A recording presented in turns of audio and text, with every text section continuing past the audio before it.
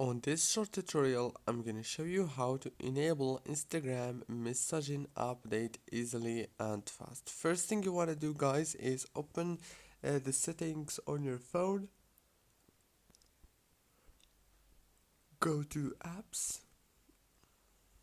Now on this page you will find all the apps that you have on your phone. All what you wanna do here is scroll until you find Instagram and then click on it. After you click on it, it will take you to this page.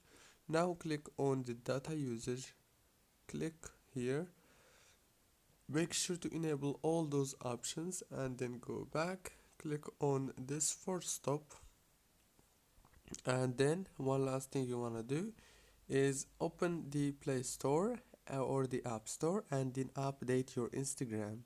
If you don't know how to do it, just search for it and you will find an update option here.